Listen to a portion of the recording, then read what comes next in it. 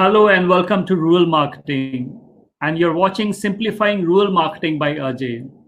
Dhak Dhak Rural India Go. These are the lines picked from a famous auto campaign which was in year 2009.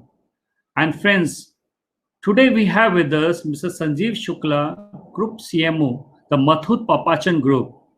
He was part of this campaign who has spent almost 3 decades he's got a very enriching experience working with advertising agency, auto company, finance sector. He has worked with top-notch corporates like Hyundai Motors and Hero Honda Motor Corp. He's a meticulous planner and a person with spark direction of mind.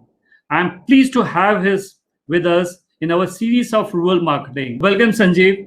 Welcome to Rural Marketing. So Sanjeev, just before we start, we would be very keen to hear the Dhak Dhak story from you in coming time. But please tell me about your journey into the corporate rural India. Yeah, Ajay, thanks for welcoming me first, and thanks Yes. for inviting me for such a interesting and exciting discussion, and something which is really close to my heart, which is rural India. My corporate journey into rural India, in fact, started with Hero Motocorp in 2010. So, which was 10 years back when I took over as the head of rural vertical for Hero. And since Hero is really active into the rural India, it was a great experience and a real connect with rural for me to start with. And since then, of course, I've been very closely associated with rural in all my roles. So you spent almost about 3 decades especially working in the rural India. Yeah, I would say at least a decade and more into, especially working into rural India. Fantastic. So the rural markets for the market, it comes with a lot of preconceived notions. So what Yeah. is it? I mean, how do you perceive that? What does it mean for the various brands? Let's look at auto sector, FMCG sector, or let's say finance sector right now, which you are into. So how does Yeah. it varies? I think what is really important for us to understand that behind all these sectors are people who are managing these sectors, and these preconceived notions with these people, whether they are into the management or they're into sales or into marketing, these notions impact their strategies and their activities into rural India. So that, like you rightly said, I think preconceived notions is something that we need to get away from. And there are certain preconceived notions which are really big and we really impact our decisions as far as rural India is concerned. One, of course, is the belief that rural is equal to poor, which I think is not true. Even if they don't necessarily earn as much as we do, they're far more comfortable in their lives. They have food to eat, they have fresh air. Most of the things are available around them in their own ecosystem, whether it Yeah. is milk products, grains, whatever else. They don't need too many clothes and too many unnecessary expenditure. Yes. Their electricity and everything else is on a subsidized rate and so on and so forth. So if they are comfortable with their own life, which is true for urban India also, right? No matter how much you earn, if you're not always cribbing and always looking for more, then you will never be comfortable. Same thing applies to them. If they're really comfortable with where they are, is they're not necessarily poor as we think they are. So that's one notion that we need to get away from, and that will help us in kind of developing our strategies for them. So how does the future look like in rural India? So let's look at the scenario, which is the COVID scenario, which is going on, and what do you see in the coming times, or maybe 1 year later? So what is the kind of scenario what you see coming? So I think currently on an immediate basis, of course, the concern is that all these migrants are kind of going back to their villages. So that will add to some stress on the resources there for the families, and some of the families who are dependent upon that income will get impacted sometimes. But my understanding is that given that government has now seen clearly the importance of these migrant workers, government has seen the importance of the manufacturing sector, of MSME and so on and so forth. So I think it will make fundamental changes, policy level changes to all these sectors and for all these people. We'll try and Hmm. bring them back into formal structures, social Hmm. security, and so on and so forth. So there might be an interruption, I would say, or disruption in between, but it's an Hmm. interim interruption to my mind. It might Hmm. take a year or so. It might take about 2 years or so, but I Hmm. think when all these migrants come back into the mainstream, into the jobs they are into, I think they will Hmm. be better placed. They will be looked after better. Hmm. There is what is most important for us now is the data. I think government will make sure that they have full information about all these people. Hmm. So anything which has to reach out to them will reach out to them directly. Government will have the information, so it can manage things much better. If you Hmm. remember some back, this entire thing about the money which leaves the government, only 10, 15 to 25% reaches the people, which is when that entire Yes. direct benefit transfer thing started, DBT as we Hmm. call it, of money Hmm. getting directly transferred into the bank accounts from Manrega perspective or even otherwise. That has made such Hmm. a big change Hmm. from Jan Dhan accounts and bank accounts and so on and so forth. So once the Hmm. government gets all the data for the people directly and the accurate data Hmm. and all the required data, I think then life will become easier. So it's a matter of setting things up. I Hmm. think future will be brighter than where they were pre-COVID. Post-COVID, the future will be brighter, thanks to COVID, Hmm. in fact, because that has brought attention back to all these migrants and so on and so forth. So that is one part of rural. And the other part of rural is, which is good news, is that we have been clearly hearing that the monsoon is going to be normal and harvest is going to be really good. It's already whatever harvest has happened as of now has been really good, and the harvest in future is also going to be really good. So Hmm. that brings some cheer to us, and if that harvest is handled well, I think it's fairly good for rural overall. So, do you foresee that these migrants who have left the cities and all, they're going to be coming back, or there is going to be the government is going to create opportunities and infrastructure for them that they stay remain back to their states also? So we will see as it unfolds. But my understanding of the corporate experience that I have had so far, Hmm. and where we are, many of them are trained manpower, right? And all the people around the country in urban Hmm. centers, whether it is Hmm. factories or shops or any Hmm. business establishment or even construction, for example, a lot of construction is supposed to be going around the country in terms of Hmm. metro construction, public transport, so on and so forth. Hmm. So many big projects, for example, have to go the Delhi Mumbai industrial corridor, and so many other big projects are supposed to be going on. All these will require labor force. So Yes. all these people are going to come back, and most of them are trained laborers as far as construction Hmm. and manufacturing and so many other things are concerned. Say, for example, those people who are trained in diamond polishing industry in Gujarat and Surat, what will the industry do without them? True. So they are all going to come back sooner or later. But Hmm. like I said, the good thing is that now the industry will look after them better because it doesn't want to lose them again and incur the cost of training, incur the cost of disruption in between. Plus, the government Hmm. will have better data, so they will also manage them better. So, do you see there's some particular government policies that is required for doing this revival of the rural economy? Absolutely. So I think for particularly for migrant laborers, I think policy level changes, like I said before, policy level changes and infrastructural level changes are what Hmm. is required. Hmm. Tactically, of course, things can be improved here and there, but I think, and good news is, like I said, government is compelled, and everybody, all the stakeholders are compelled to look at long-term Hmm. changes. So Hmm. long-term changes of course, will have long-term benefits. Hmm. So the entire economy, there's going to be a shift in the way we have been doing, we have been dealing currently. You see that there's going to be altogether 360-degree change in the way we have been Absolutely, looking. absolutely, absolutely. Because unprecedented emergency brings in unprecedented learning, and Hmm. unprecedented learning can give you really fundamental and long-term changes and benefits. Of course, you have to apply those learnings. Hmm. But I think a lot of us are, including the government, is forced Hmm. to look at long-term and real changes. Hmm. So I think that in a certain sense, in a sense, it's really good that Hmm. the emergency is forcing us to think hard and think Hmm. deep. Hmm. So, Sanjeev, you have been part of a lot of great campaigns, and of course, you were part of this Dhak Dhak story. So, we are very, very keen. What were the key learnings? How you went about?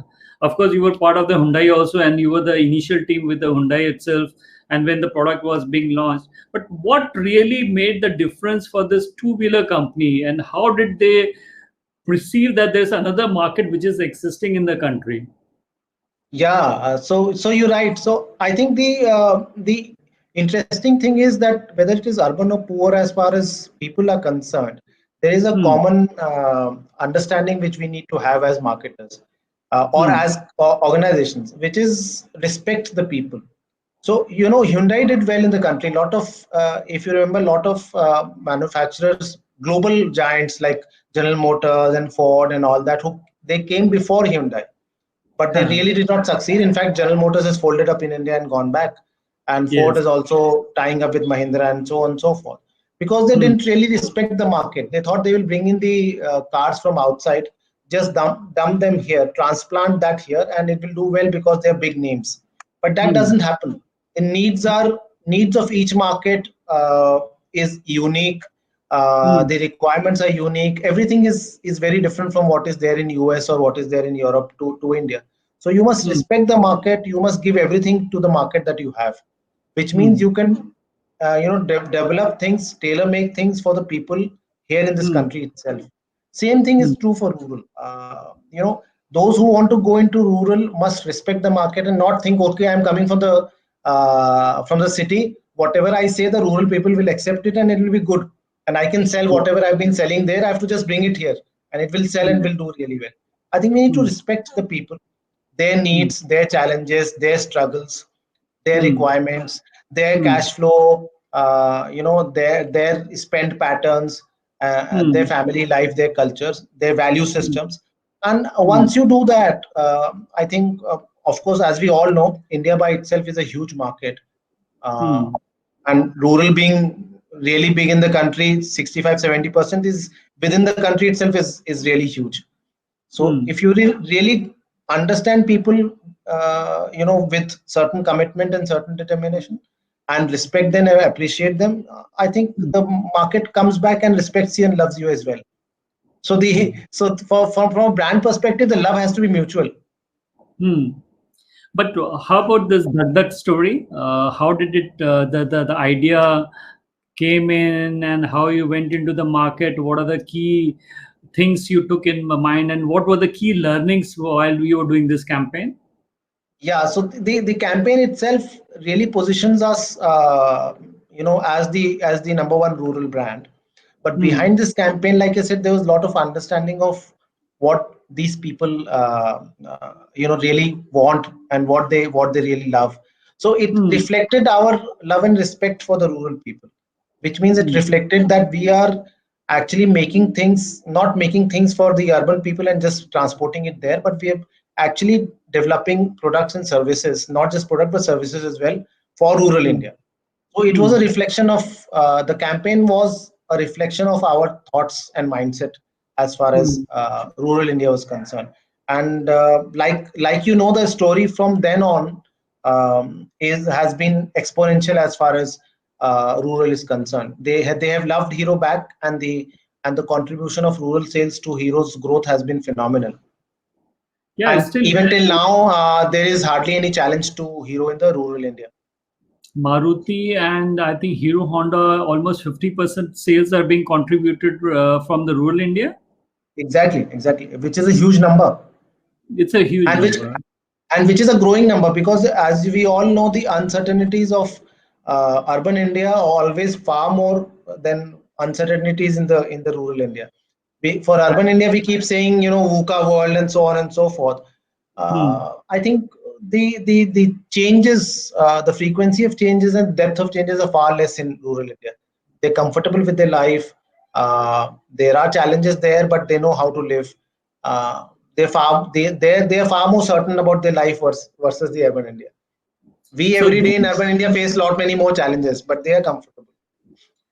these two brands, which is Maruti in auto sector, which is in the four-wheeler segment, and you have a two-wheeler segment. This being both being the number one, having the highest market share overall. I think Yeah, the underlying statement is that you can't be missing rural India. I mean, absolutely, that absolutely. that's the growth market for any marketers to look into. Absolutely, and which is what Dhak Dhak campaign meant. It meant the heart of the country is rural, very simply Yes, put. Yeah. very. And so you got to take care of the heart of the country. That's as simple as that. So the scenario has changed a lot, Sanjeev, from the past. Now it is all the digitization has happened. A lot of data which is being churned out. A lot of Yeah. social messaging and so much areas that has opened up. You've got WhatsApp, you've got Facebook, you've got so many things and all. So in your Absolutely. view, how do you think that the acceptance of these digital new buzzwords which are coming, the acceptability is happening in the country right now? Yeah, so I'll share a very interesting story with you. Almost 8, 9 years back, when we started the rural vertical in Hero MotoCorp, which was, of course, about 11, 12 years back. When I took over in 2010, about a year into the job, we looked at, so we have dealerships across the country, including actual villages, right? And we have designated people who go into villages from each dealership. Uh, to deal with people in the villages, interact with them, and so on and so forth. So about 9, 10 years back, we decided to give them, tabs, which was 10 years Wow. back. We're talking smartphones now, but we gave them tabs then. These were called rural sales executives, and Huh. they used to carry these tabs with them. They used to Hmm. meet people in the villages and fill Hmm. in the data of who they've met, what is the requirement, what is the profile, there and then itself. So, Hmm. like you rightly said, two things came together, digital and data came together. We would get the data Hmm. immediately. As soon as they came back, the tab got synced with the internet. Immediately, the Hmm. data got synced back to us, and we had all the data of all the people they met. What are their Hmm. requirements? What are they saying? How many Hmm. people have they met? How many people they're supposed to meet? So on and so forth. Everything was with us Hmm. in real time basis by the evening, whenever they came back to the dealerships. So Hmm. it all came together, and this I'm talking of 8, 9 years back. So imagine now, Hmm.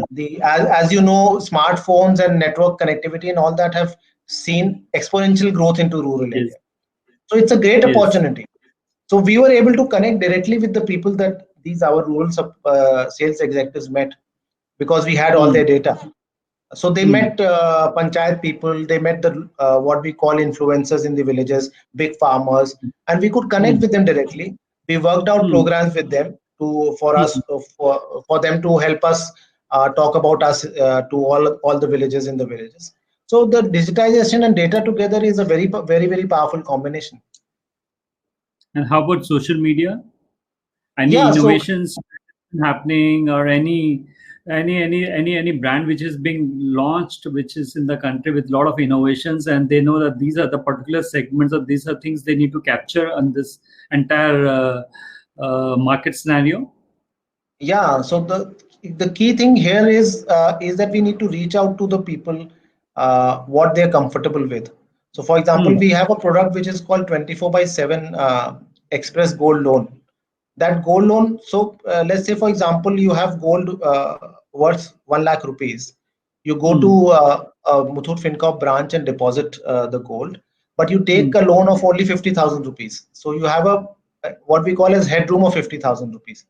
Now, Hmm. if you register for 24/7 Express Gold Loan, you can just Hmm. send an SMS, and out of that headroom of 50,000, you can take top of loan, Hmm. and the money will come directly into your bank account, so you don't have to go to the branch again. You can go to Hmm. your ATM or wherever, withdraw the money anytime, anywhere, 24 hours. So Hmm. simple thing. You don't require any connectivity. Even if you don't have the connectivity at that point in time, you can send just an SMS Hmm. and get your money. And as you keep paying, the headroom is available, or it kind of goes up. You can keep taking money, and of course your gold is fully secure and safe and insured in the FinCorp branches. So you can Hmm. leave. It's almost like an overdraft. which Hmm. you and I are used to in urban situations, is an Hmm. overdraft available. So that's the power of technology. And Hmm. simpler the technology, of course, the technology is simpler on the front and complex in the back. But simpler the technology, better it is for people, for them to just use and they keep on with their lives. Hmm. Sanjeev, there are a lot of these grassroots organizations. You have SHGs, you have post offices, you have NYKs, you've got NGOs, you've got Yeah. Asha workers, Anganwadis. So, how is the brand you utilizing these kind of things which are available, and is it really helping them to expand their markets? Or in your case, have you used these kind of infrastructure Yeah, which is absolutely. Interestingly, I've used all of them. okay? So there is what is in Hero, we have what is called as a opinion leader program, uh, Okay. which is actually the at the center of our rural marketing program. So opinion leaders means whether it is Anganwadi people or the Hmm. postmaster, all Hmm. or people in the panchayat or the Hmm. schoolmaster Hmm. or even the ladies in the self-help groups. They are Hmm. all in local influencers in the villages, opinion Hmm. leaders. So Hmm. we go and we, of course, it is physically impossible because the biggest thing about rural is the cost of sales and distribution. So it's physically impossible to meet each and every villager. But what we do is we identify these opinion leaders in villages, and we Hmm. keep in touch with them on a regular basis. And like I Hmm. said, we have these tabs where we take the information down. We keep in touch Hmm. with them on a regular basis, and they help us take our brand forward to the entire village and so on and so forth. And we also get in return get to know what are the issues that villages are facing, how can we help them more, so on and so forth. So each of these, for example, Hmm. even NYK, which is Nehru Yuva Kendra, we organized lots of sports activities with the help of them in the villages. So the Hmm. entire engagement program in the villages Hmm. has Hmm. been through these sports activities and so on and so forth. So we've been engaged with the villages through Anganwadi, through Panchayat, through the post office, through Hmm. the Nehru Yuva Kendras, and it gives us great returns. Hmm. And how do you see the role of women in this entire communication platform? So self-help groups, particularly in the financial industry, are very important Yeah. because they play a huge role in terms of financial inclusion. And Hmm. perhaps we don't know, but the economy is running on the back of their enterprising spirit and efforts. So a lot Hmm. of what you see in the front on big e-commerce platforms and so on and so forth, and so many things. If you notice, so many ethnic stuff, so many ethnic food, so many things that our parents, grandparents used to use for cooking and so on and so forth. Everything is Hmm. being made by these self-help groups, these women, and and Right. and it is kind of collected. It is as a cooperative, and it is ultimately it reaches all these e-commerce platforms, and we kind of just use modern technology and kind of access it and use it. But it all comes from starts with very very small units, which is the self-help groups. So they Hmm. they are actually the backbone of the core of the economy. And in your view, have you devised any campaign which is specifically you're targeting at the women? You mentioned about that very important factor is that you need to understand the rural in very, very thorough understanding of the rural markets. You have to understand the relationship. You have to understand how they behave, they consume. So keeping that in mind, did you develop any kind of a campaign which is just focused for the women? So in our finance sector, we have direct touch with them. We have, as you would know, we have a microfinance business as well. So Hmm. microfinance business is purely for these women, Okay. for these Uh, village women. So the uh, entire business, forget about the campaign, the entire business runs around them. Uh, hmm. and uh, and we use their inspiring stories to talk to more and more women uh, Hmm. back into urban areas as well. So the rural women are proving to be inspiration for urban women in terms of enterprise. So even in current situation, for example, we have a lot of these women who are into tailoring, and they Yes. all they all came together individually and as self-help groups together to produce, masks and so on and so forth. And most of them are our customers in microfinance business. We gave them orders. We collected orders for masks from large institutions and so on and so forth. And we gave them orders.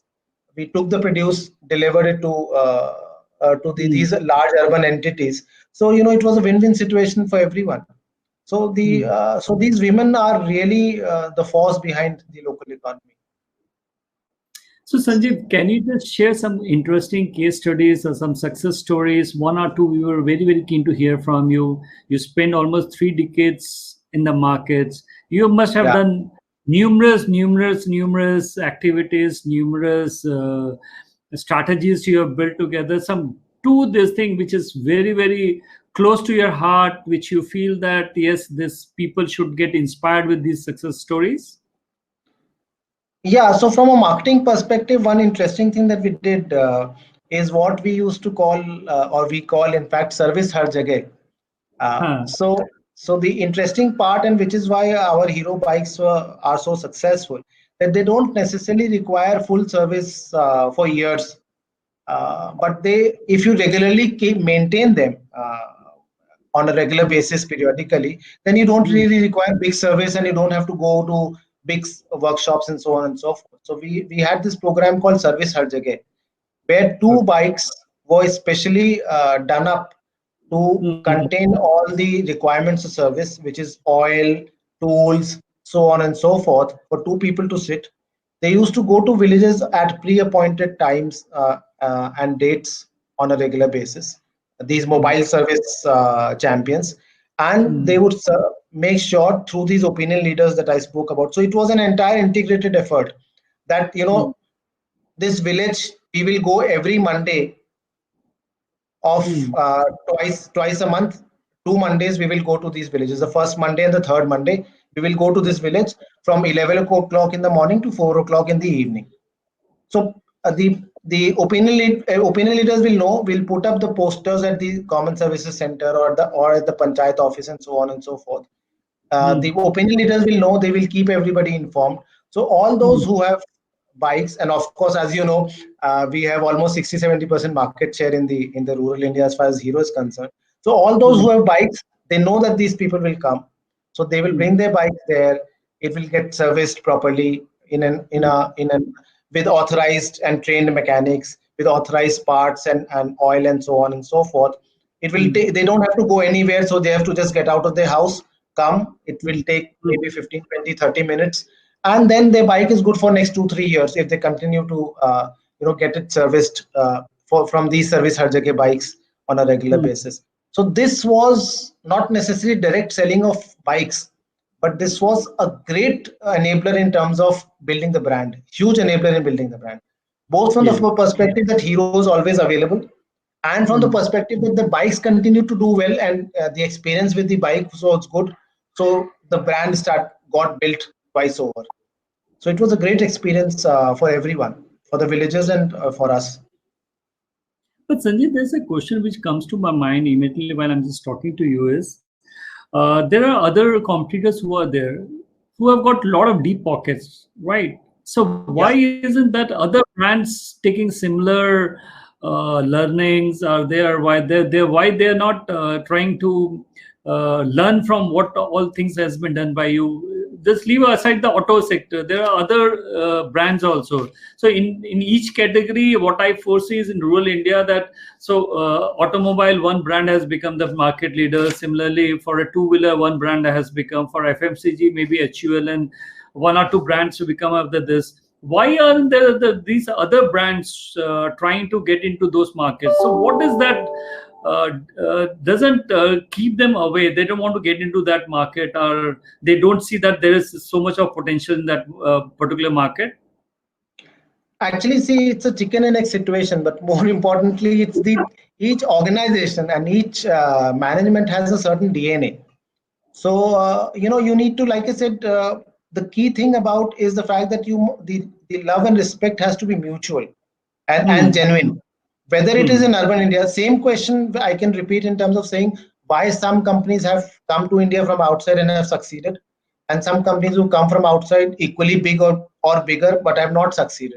I think it's the Hmm. mutual love and respect that you need to display and demonstrate Hmm. into whatever you do, which Hmm. means that you have to really invest, which means you have to really understand people, which means you really have to get into it. You, most importantly, from an Indian perspective, you need to have that perseverance. Don't Hmm. look at immediate success, don't look at quick wins. You should go with the market. Particularly in Yes. rural India, you have to build a relationship, most importantly. And I think most of the brands and most of the leaders of today don't have that perseverance of building the relationship. They want Yes. immediate results, they want immediate revenues, but you have to build a Yes. relationship over a period of time. So, and Yeah. that relationship is really important for rural India. The rural people believe in relationship. So So that is what in, that's where our mind has been tuned yeah, now, that we want something which is very, very quick, and yeah, the quickness is not resulting in the results which is required in the absolutely. rural market. Yes. Yeah, yeah, And you touched upon a very, very important factor, which is building up a relationship. And once right. a relationship is built, then the trust is something which is, then you keep Absolutely, on absolutely, sowing seeds, I mean, you keep on ripening benefits from once those things are built, relationship, trust, and once those absolutely, factors are built in. Yes. absolutely, absolutely. And So, for Sanjay, building relationship, sorry, for building relationship, you need to, like I said, have perseverance, which means you need to invest into infrastructure. You have to invest into everything else, hmm, or invest into continuously being engaged with people, so on and so forth. So what happens is that many brands, they will reduce the price, they'll do well, but somebody else will come with even lesser price, and you will move hmm, away. hmm. One brand will come with offers, it'll do well, but some other brand comes with offers, and this guy moves away. So with this very short term success, but not long term. So I think, and the long term relationship building requires mindset change and cultural change, which is not so easy actually, if you ask me. So, do you think that an organization needs to have a same set of people who are managing the urban markets and the one who's managing the rural markets? I would tend to believe that and if I were to go with my experience from Hero in particular, it has to be totally different set of team. Uh, Really? yeah, yeah. Yeah. Just that they at the top level, the management needs to have a buy-in. Yes. Must truly believe in rural, uh, and on a long-term basis. Yes. The direction needs to be set, but then you need very different type of people who are going to be taking care Yeah, and treating yeah, both the markets. Yes. yeah. You can't pick up strategies from one place, tweak Hmm. it around for another place, and fix it there. It won't happen. It has to be a grounds up strategy. And as it is believed that after every 10 kilometers, the culture, the environment, the demographic in the rural Uh, sector, they keep on changing. So you can't have that Absolutely, same one thing going for the other. So, absolutely. Sanjeev, I think we have just coming to the closure of our discussion. There is one question which has just come in to me right now is, how do you decide your media plan? How do you work on your media plan? Where your money really needs, your spends needs to go in the rural markets? I think that's an interesting question. I think including the media plan, whatever we decide is basis the purpose, the objective. Hmm. And I think where that is where most of the time we fail, not just in marketing, but in everything else. But particularly coming to marketing, what is really important is the core objective. There could be Hmm. some things which are around it, and sometimes it becomes very difficult for tough for people to decide on the core objectives. It could be Hmm. one or two core objectives. Once Hmm. that is decided, then Hmm. you have to look at what do we need to reach there, including the Hmm. media plan, including the message, the communication, the products, the Hmm. pricing. Everything Hmm. has to be related to that. The purpose could be anything. The purpose could be, okay, we want new customers. Purpose could be, no, we want repeat customers, same customers should buy it again. But there Hmm. has to be a purpose. That purpose will help us then decide what should be the media plan, because then you will know who to reach out to, how to Hmm. reach out to, how many times you want to reach out, and that will then help you decide what media to use. Or you don't want to use any mass media, you want to just have engagement. For example, if it is existing customers, then perhaps you don't want mass media, you just want to talk to them one to one. Yeah. So the objective of any campaign, objective of any exercise, any strategy is the first thing that we should decide. Also, what it does, most importantly in our lives, is that if the objective is there, we know, then it is easy to measure the outcome and the success or the failure. Otherwise, there's always, as you know, there's always this fight going on internally. No, it did not do well, and somebody will say, no, but it did well. But it did not do well on certain objectives. It did well in certain objectives. You have to be clear which objectives are you talking about. So that internally also is very important. I have tried asking this question from a lot of people, and generally I get these kind of answers. But actually, if you ask me, I just want to understand: is there a ratio which you divide into this? Of course, once your communication plan has been thought, your objectives have been clear. But is there any percentage you put that no, in ATL I'm going to put this much money, or BTL or digital or those aspects I'm going to put my money into it? I don't do that at all, and that brings me back to the first question you asked about preconceived notions. So I think marketing, you do not have any preconceived notion at all. Very well. You must go with the objective. From that objective, it will come out who are you going to talk to, who do you want to talk to, so on and so forth, and it will keep flowing one after the other. You keep asking questions, why, and it will keep giving you the answers. So if the objective tells me that I need to speak to you, then I will know what all do you consume, and then I will use that medium or that strategy or that plan to talk to you. But if I have already decided that I want to, I have decided that Ramayana and Mahabharata is the most watched program nowadays. Some 7 to 10 million people are watching it. I must be there. But if my customer is not there on that program at all, then no matter how big the program is, it doesn't make sense to me.